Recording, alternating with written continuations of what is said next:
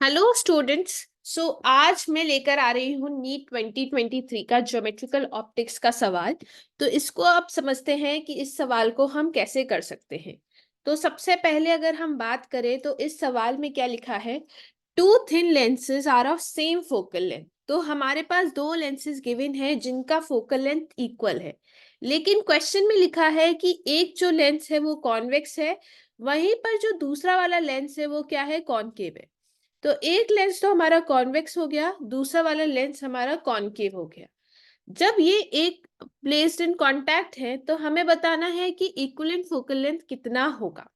तो हमारे पास दो लेंसेज हैं, दोनों लेंसेज को एक कॉन्वेक्स है एक कॉनकेव है। तो अब हमें इक्विवेलेंट फोकल लेंथ की वैल्यू बतानी है। तो अब अगर हम बात करें तो अगर हमारे पास दो लेंसेज हैं उनका इक्विवेलेंट फोकल लेंथ बताना है तो इक्विवेलेंट फोकल लेंथ कितना हो जाएगा, f1 प्लस f2।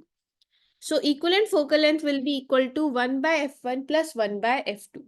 लेकिन क्योंकि हमारे पास एक लेंस कॉन्वेक्स है दूसरा लेंस कॉनकेव है, तो कॉन्वेक्स लेंस का जो फोकल लेंथ होगा वो कितना होगा, पॉजिटिव।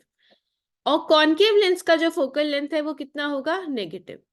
तो जब हम वैल्यू को पुट करेंगे, लेकिन दोनों की जो फोकल लेंथ है वो इक्वल है, एक का फोकल लेंथ एफ है दूसरे का एफ है, पर कॉन्वेक्स का पॉजिटिव है कॉनकेव का नेगेटिव है। तो इसका इक्विवेलेंट फोकल लेंथ कितना आ गया, 1/फोकल लेंथ की वैल्यू 0 आ गई, तो इक्विवेलेंट फोकल लेंथ कितना आ गया, इंफिनिटी के इक्वल। तो इसका मतलब है कि यहाँ पर इसका जो फोकल लेंथ है वो कितना होगा, इंफिनिटी। Okay students.